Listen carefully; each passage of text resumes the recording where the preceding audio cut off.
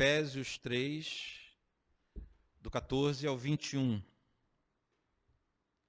Diz assim o texto bíblico. Todos acharam? Vai ser projetado também. É bom você acompanhar. Por esta causa me ponho de joelhos diante do Pai, de quem toma o nome toda a família, tanto no céu como sobre a terra, para que, segundo a riqueza da sua glória, vos conceda que sejais fortalecido com poder, mediante o seu Espírito no homem interior. E assim habite Cristo no vosso coração pela fé, estando vós arraigados e alicerçados em amor, a fim de poderdes compreender com todos os santos qual é a largura e o comprimento e a altura e a profundidade, e conhecer o amor de Cristo, que excede todo entendimento, para que sejais tomado de toda a plenitude de Deus.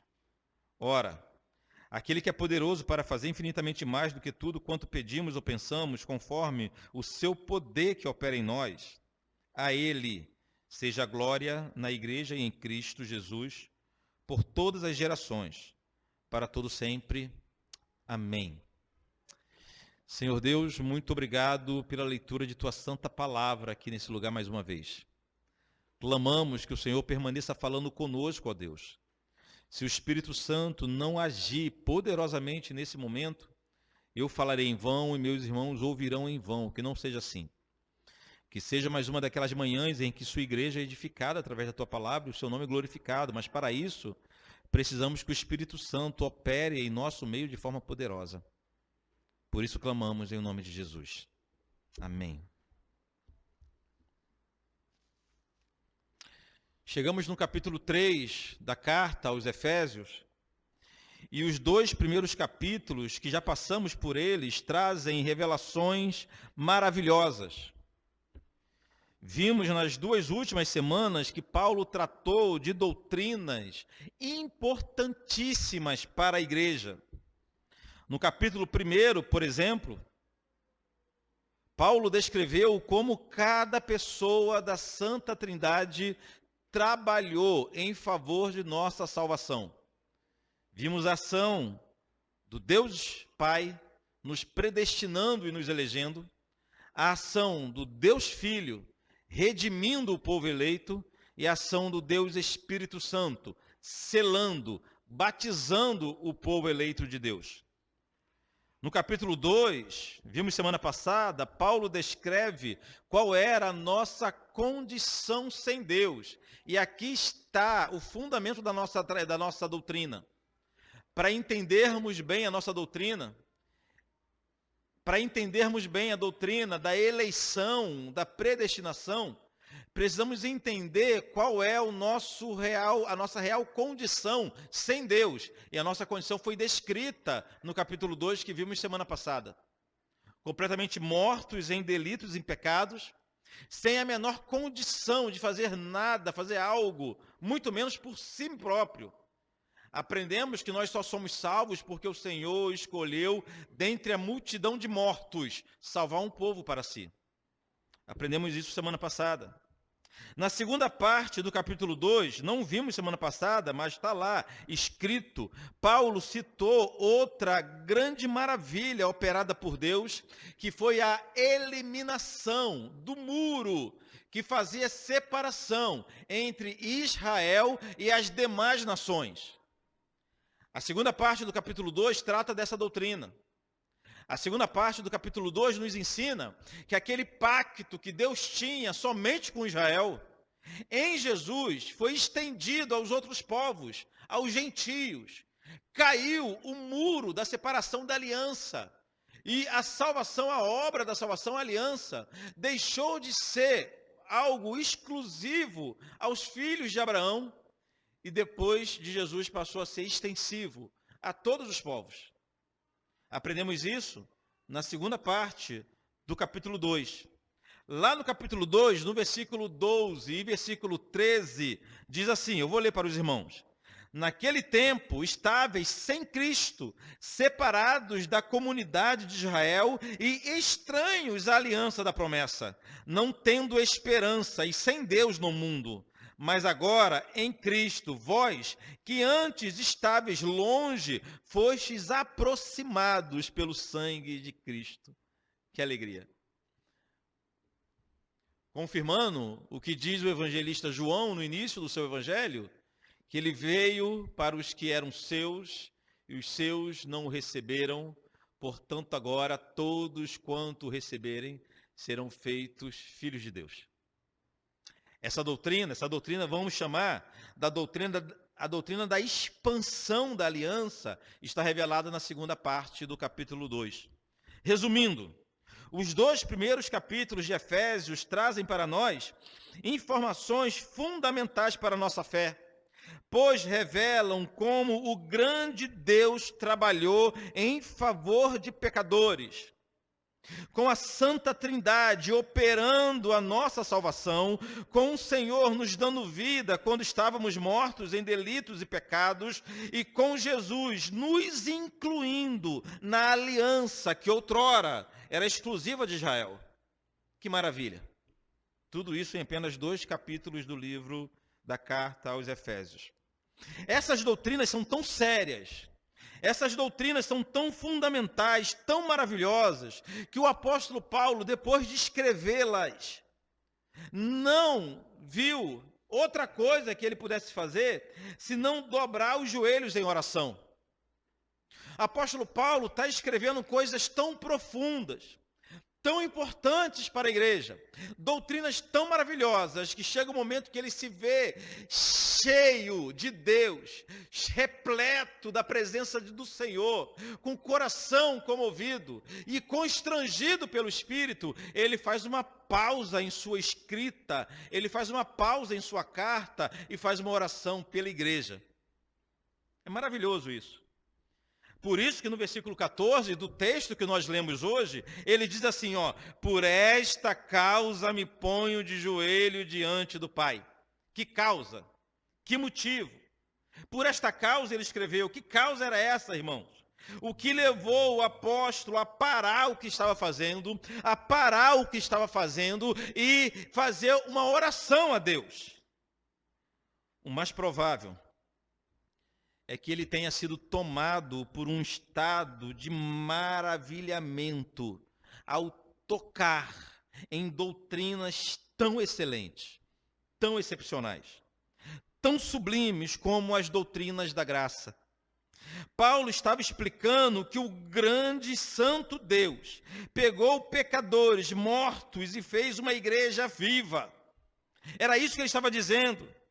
Uma igreja viva, uma igreja eleita, uma igreja universal, estendida a todos, e depois de escrever sobre essas doutrinas, a experiência, ou o experiente apóstolo Paulo, se comoveu em seu coração, não se conteve e curvou os joelhos diante de Deus. Por esta causa me ponho de joelho diante do Pai. Já é uma grande lição para essa manhã. A primeira grande lição é que a teologia de Paulo o levou a curvar os joelhos diante de Deus.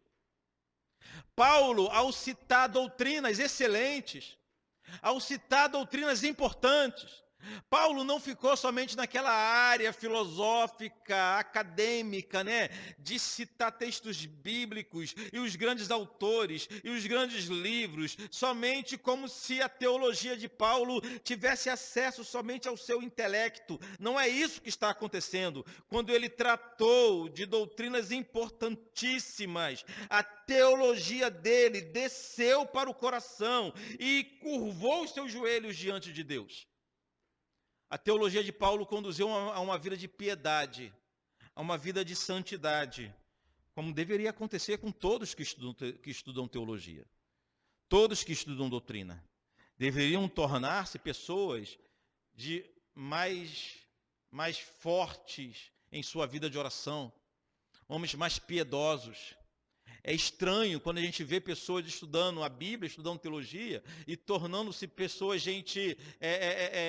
ousadas demais, soberbas demais. É sinal que a pessoa não aprendeu com Jesus. Quando Jesus, que é o nosso grande mestre, disse, aprendei de mim, ele completou dizendo: porque eu sou manso e humilde de coração. Aquele que aprende, mas não se torna manso e humilde, é sinal que aprendeu com outro mestre e não com Jesus. Paulo nos dá a evidência aqui que ele aprendeu com Cristo. Sua teologia o levava a uma vida de oração. E graças a Deus por isso. Uma vida de oração. E em sua oração, Paulo fez 5 pedidos em favor da igreja. Vamos observar que em nenhum momento Paulo pediu que a igreja fosse fisicamente grande, ou humanamente poderosa, nem financeiramente rica. Não foi essa a oração de Paulo. Apesar de nada disso ser um problema em si. O apóstolo Paulo, ele sabia que há coisas mais importantes a pedir pela igreja. Então ele pediu 5 coisas. Ele pediu 5 bênçãos. E vamos ver uma a uma, com a graça de Deus. Em primeiro lugar, Paulo orou pedindo o fortalecimento da igreja, no versículo 16.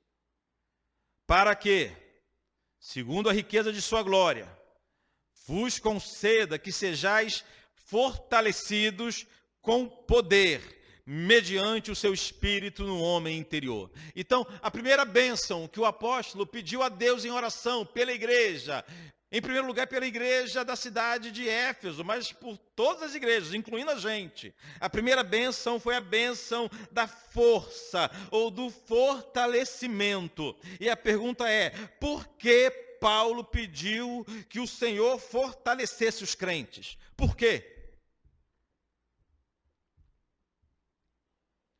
Nossos irmãos do passado, a igreja da história sempre precisou de forças por 2 motivos. Primeiro, por causa da perseguição. Um cristão precisava ser fortalecido pelo Senhor para enfrentar as tribulações que sempre foram sempre foi marca do cristianismo. Então, em primeiro lugar, o crente precisa de força para enfrentar a tribulação, para a perseguição. Mas, em segundo lugar, a igreja também precisa de força para permanecer fiel às doutrinas bíblicas. Isso a gente aprende por todas as Escrituras. Vimos lá no início da nossa exposição do livro de Josué, no início do ano, que quando Deus falou para Josué o seguinte: ser forte e corajoso, Deus não estava se referindo aos desafios, às dificuldades que viriam em Canaã. Deus estava se referindo à dificuldade que eles teriam de se manterem fiéis à aliança, de guardarem os mandamentos. Por isso que o Senhor falou a Josué: ser forte e corajoso para cumprir tudo aquilo que eu vos tenho ordenado. Então precisa de força para guardar a doutrina, precisa ser fortalecido pelo Senhor para não se desviar da fiel doutrina bíblica. E possivelmente é sobre isso que Paulo estava se referindo quando orou a Deus pedindo o fortalecimento da igreja.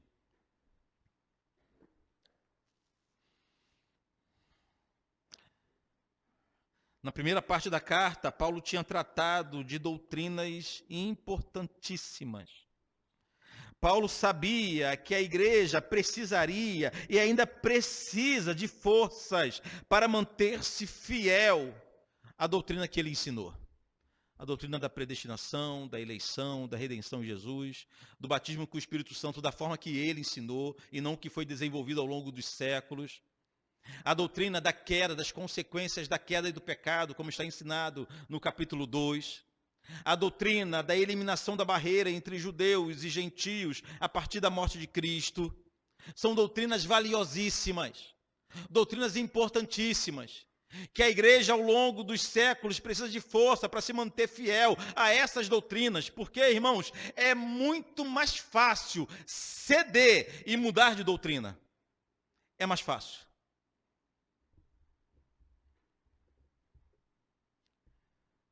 Como você vai chegar para pessoas influenciadas pelo humanismo?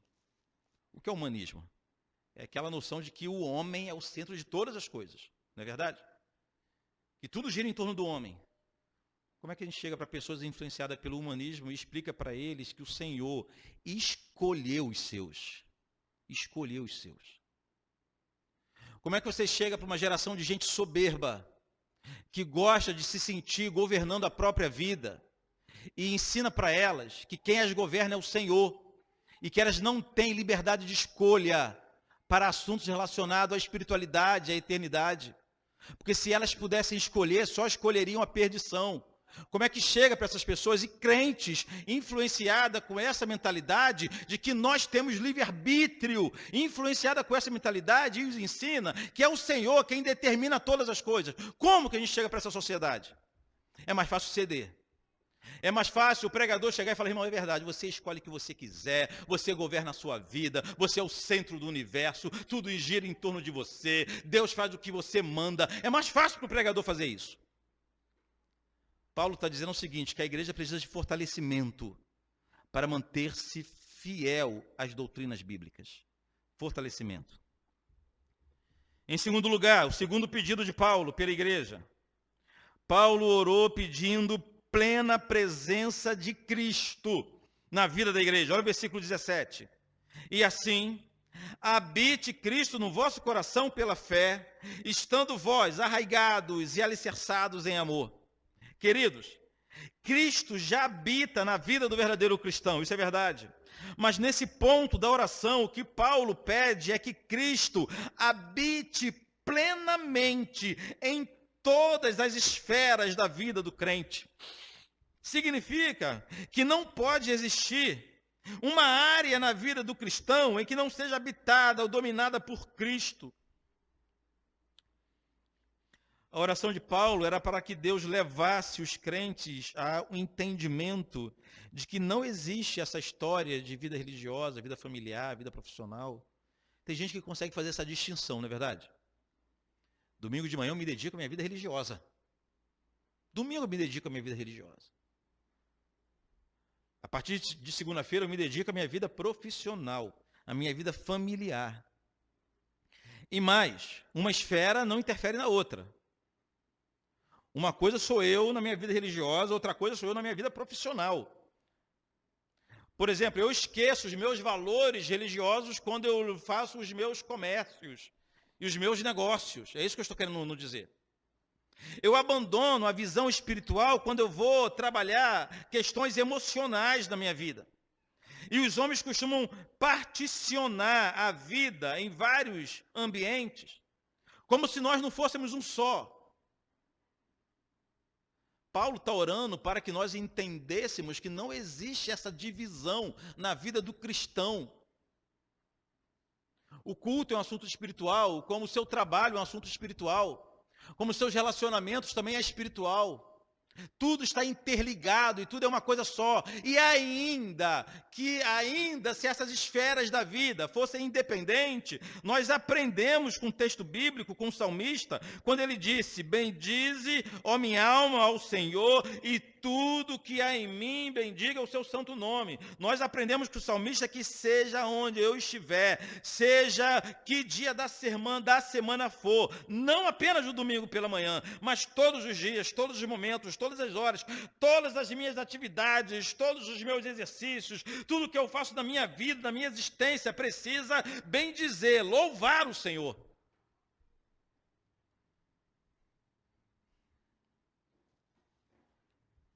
Isso que é habitar Cristo no vosso coração. Isso que Paulo pedia. Parece que Paulo olhava a nossa geração de crente, né? Parece que Paulo olhava para a nossa geração de crente. Uma geração de crente que não quer espiritualizar o trabalho, por exemplo.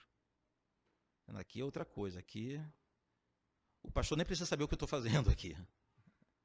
Aqui é outra esfera. Aqui eu tenho que abrir mão de alguns valores, de caráter. Aqui eu tenho que abrir mão. Eu fico louco quando alguém chega para mim e fala, mas sabe, pastor, é a profissão dele, né? A profissão dele é essa aí. Ele tem que mentir, porque é a profissão dele. A profissão dele é mentir. Não pode falar a verdade. Tem que mentir, é a profissão dele. Tem que fechar um negócio, a profissão dele é investir o dinheiro dos outros. Tem que fechar um negócio. Ele é vendedor, né, pastor? A profissão dele é isso aí. Então ele tem que enganar, tem que embutir o seguro aí para os velhinhos. Rapaz, de onde tiraram isso? De onde tiraram que os olhos de Deus não são como chama de fogo sobre toda a terra, olhando você a cada instante do seu dia, a cada momento, a cada respirar que você faz? Aonde disseram isso? De onde tiraram isso? Paulo nos orienta, ou seja, não nos orienta, ele pede que o Senhor faça da igreja um povo assim, com coração cheio de Cristo, ao ponto de Cristo habitar no nosso coração, que é o centro de nossa vida. Os irmãos entendem isso muito bem. Mas o terceiro pedido da oração de Paulo, Paulo pediu por compreensão e por entendimento, que a igreja compreendesse, que a igreja entendesse. Olha o versículo 18. A fim de poderdes compreender com todos os santos, é com todo mundo, é com a humanidade inteira, que ele falou? Não, com todos os santos. A fim de poderdes compreender com todos os santos qual é a largura, o comprimento, a altura e a profundidade. Irmãos, Paulo rogou ao Senhor que fornecesse entendimento à igreja e entendimento pleno quando ele falou de largura, comprimento, altura e profundidade.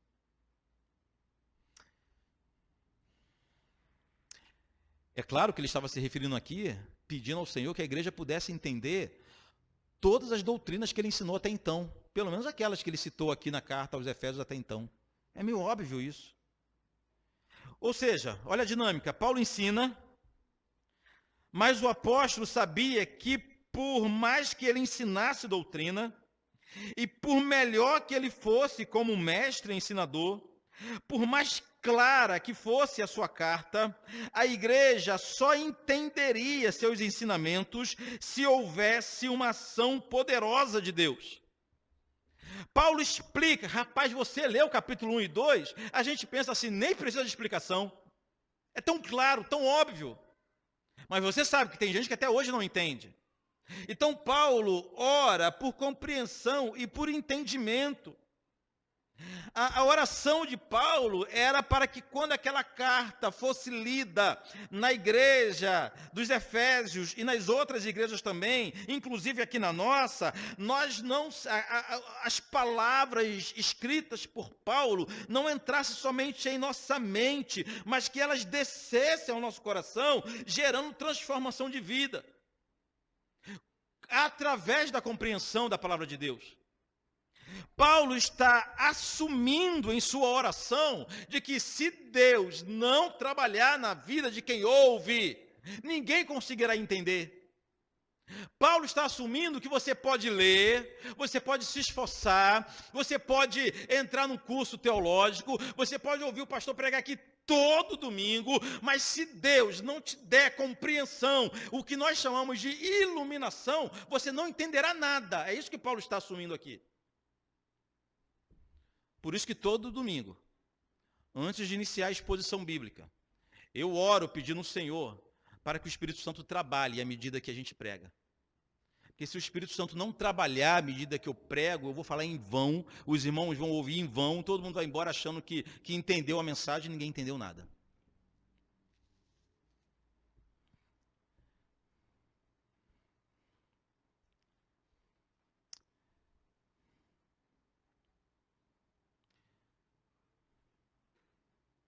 Há vários ateus que se gabam de conhecer a Bíblia de ponta a ponta, né? Não é verdade?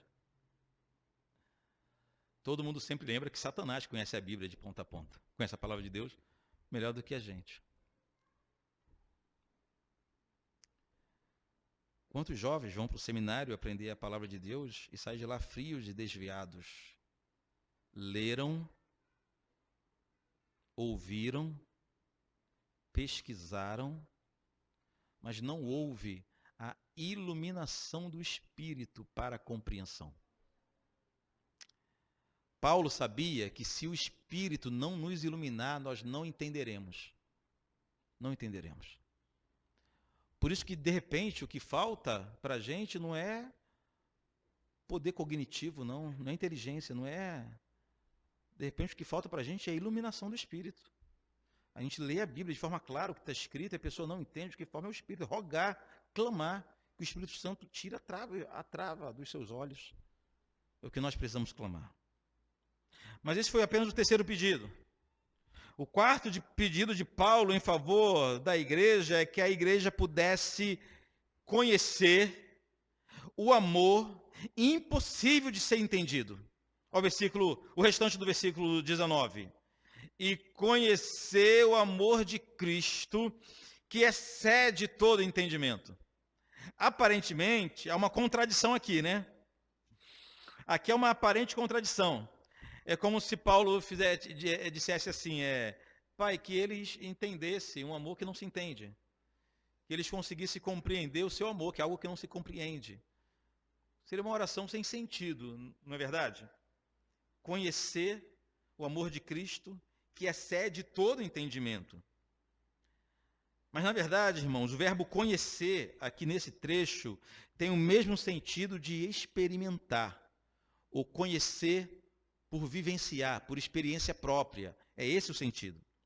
Então, o que o Paulo está ensinando é o seguinte: Pai, o Senhor tem um amor que nós não conseguimos entender, não é verdade? Mas que a sua igreja viva nesse amor. Ainda que não consiga explicar com palavras que amor é esse. Ainda que quando alguém perguntar a eles não saibam explicar que amor é esse.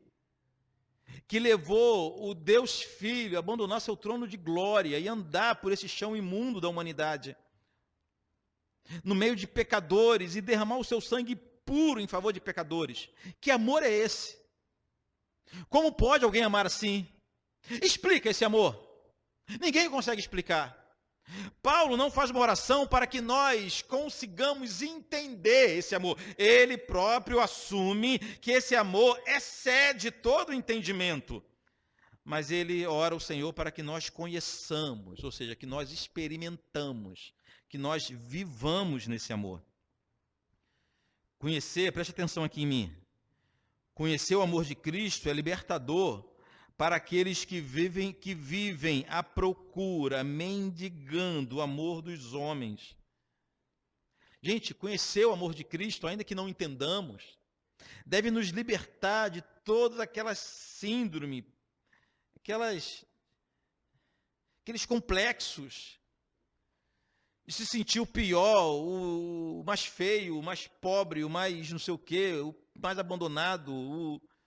Conhecer o amor de Cristo deveria nos levar a ser pessoas não arrogantes, obviamente, mas resolvidas. Contentes em Deus, independente se é amado pelos outros ou não. Se for, melhor ainda. Mas ainda que ninguém nos ame, ainda que o mundo nos despreze, ainda que nos esqueçam, só o fato de conhecermos, de vivenciarmos, de experimentarmos esse amor, que excede todo entendimento, deve ser suficiente para nos fazer viver bem. Viver bem. É aquela oração de Paulo, quando reclamou a Deus de um espinho na carne. Paulo tinha um espinho em sua existência que nós não sabemos o que era. Poderia ser uma limitação física, poderia ser, não tem ideia do que poderia ser o espinho na carne de Paulo, mas que lhe causava angústia. Aí ele reclamando ao Senhor em oração, quando o Senhor falou com ele: a minha graça te basta. Mas só eu derramei sobre você a minha graça, o resto é resto. Se tem, se não tem, se tem espinho na carne, se não tem, se está sofrendo, se foi abandonado, se não foi, se foi desprezado, se não foi, te abandonaram no trilho de trem, se te deram chumbinho para você ir, o problema, isso é resto. O problema, a questão é que você é amado por um amor que excede todo o entendimento. Isso nos basta para vivermos bem, irmãos. Mas esse foi o quarto pedido de Paulo em favor da gente. O quinto e último pedido de Paulo está no finalzinho do versículo 19 ainda.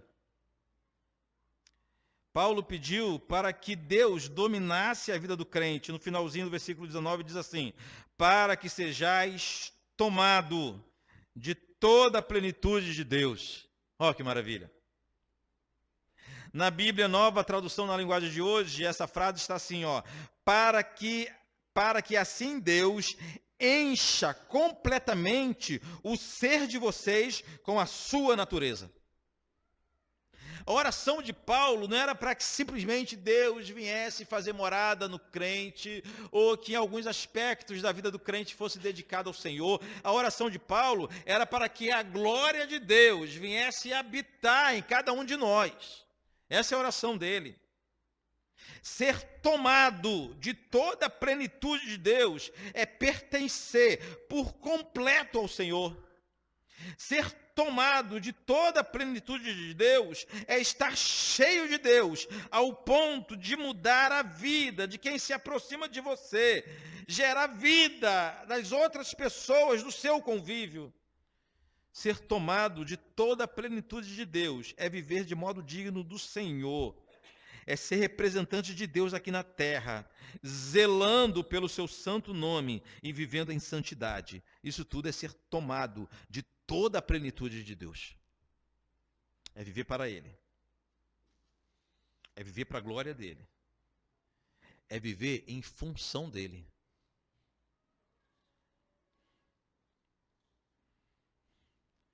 E assim Paulo terminou sua oração. Assim Paulo terminou a oração em favor da igreja, em favor de nós. Foi assim que ele terminou. Ele pediu que a igreja tivesse força para permanecer firme na doutrina. Pediu que Cristo habitasse em todas as áreas da vida do cristão. Pediu que cada crente recebesse iluminação do Espírito para entender as Escrituras.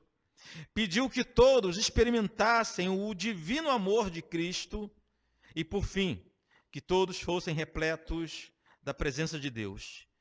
Que oração, irmãos. Que oração. Me responda uma coisa. Quando foi que você fez uma oração assim pela igreja? Quando foi? Quando foi que, constrangido por sua igreja, nem vou falar por toda a igreja, por sua igreja, a Igreja Batista da Graça, você dobrou o joelho, constrangido, e falou: Pai, dê força à nossa igreja para que nós não nos desviemos da doutrina bíblica, fortaleça os nossos irmãos, ilumine o entendimento daqueles que não estão compreendendo, habite ricamente no coração de cada um, que a glória do Senhor habite na vida de todos eles de forma plena. Quando foi que fizemos uma oração dessa por nossa igreja? Quando foi que fizemos uma oração dessa por nós? Senhor, nos dê iluminação, me faça entender o que eu não estou entendendo, Pai. O pastor, coitado, está repetindo aquilo todo domingo e não entra na minha cabeça. O meu coração rebelde não cede. Quando é que nós oramos assim? Por compreensão, por entendimento, por motivação, por presença do Senhor em nossas vidas. A oração do Paulo é uma oração, não podemos dizer perfeita, porque nada que o homem faz é perfeito, né? Mas uma oração sublime. Uma oração linda em favor da igreja. Mas o melhor ainda estava vindo, ainda veio depois, no finalzinho.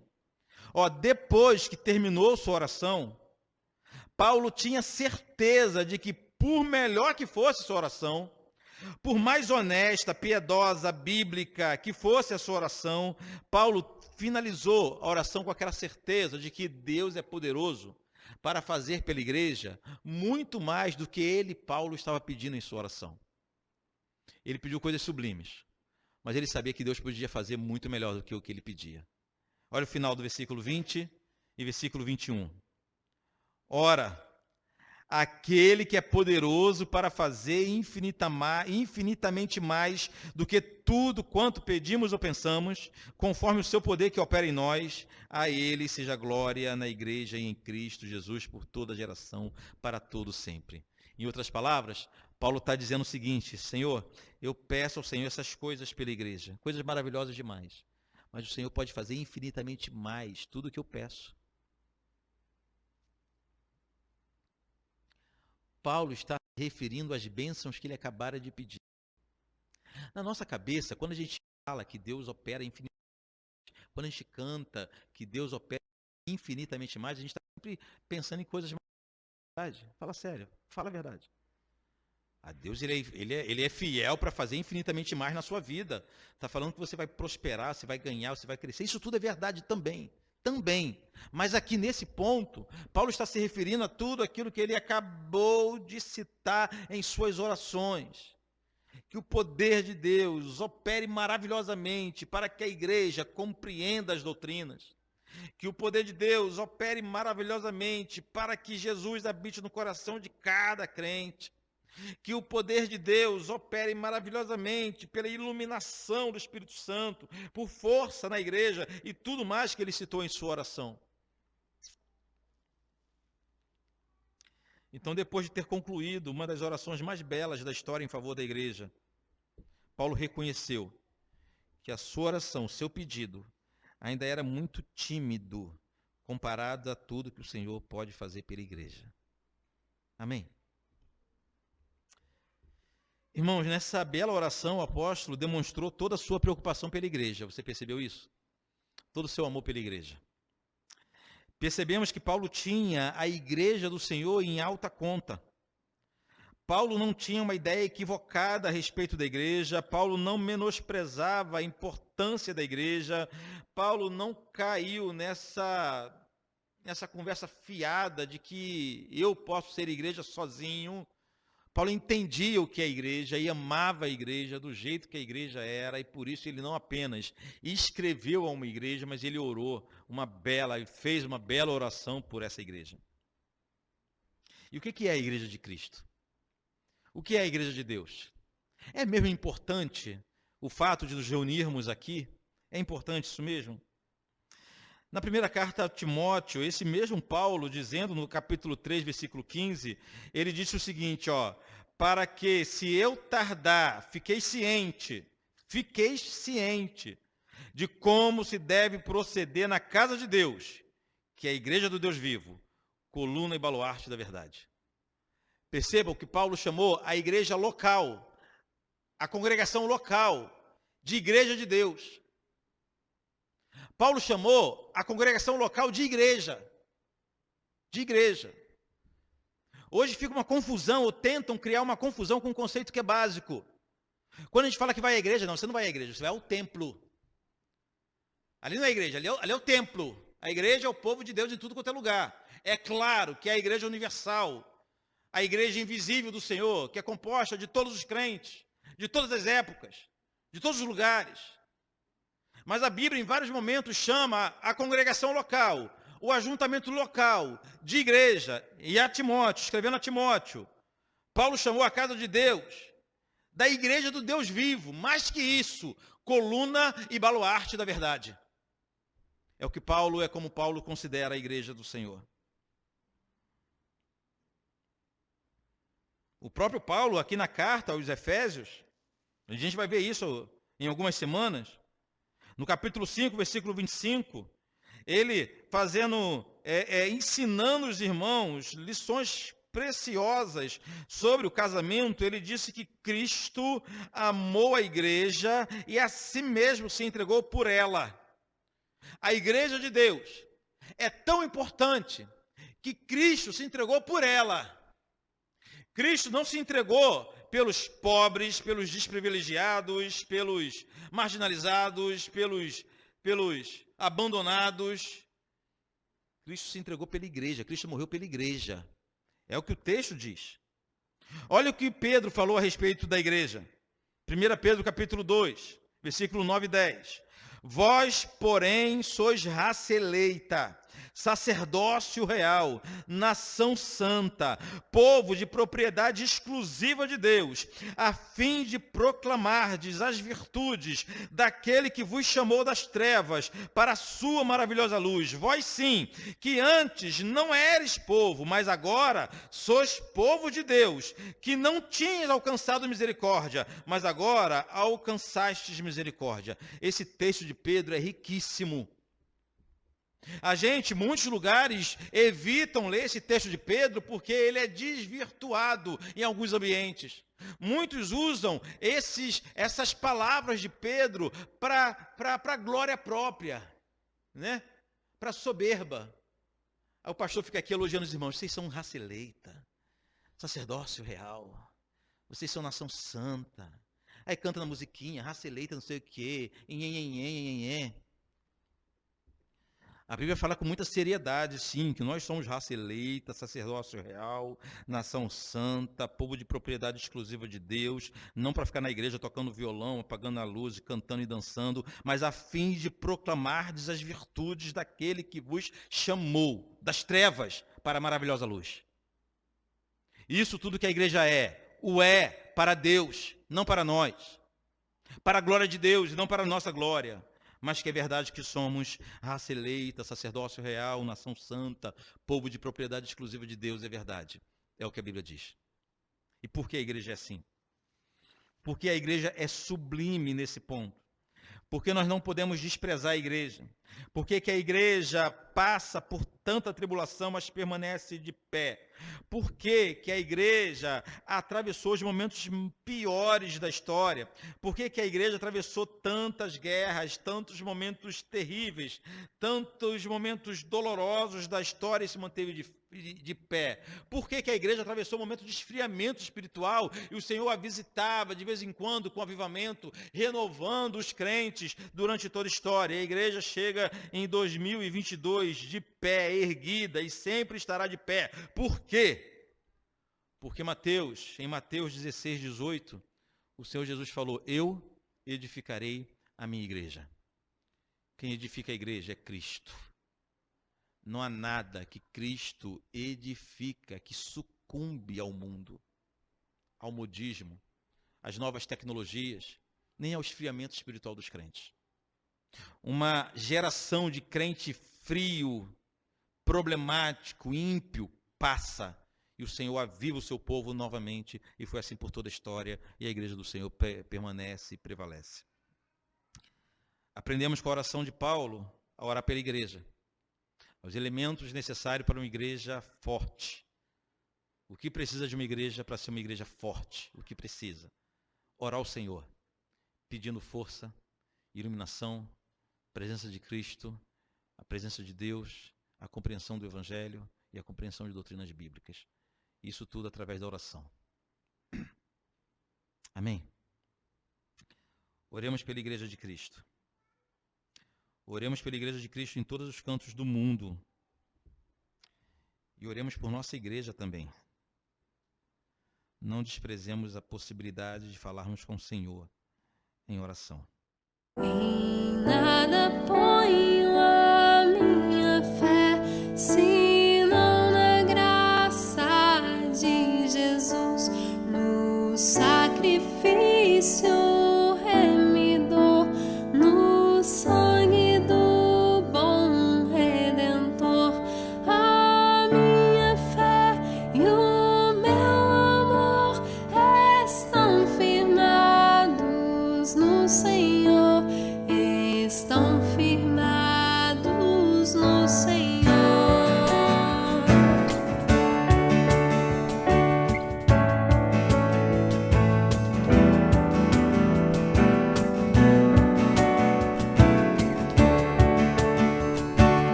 Se lhe não posso a face ver, na sua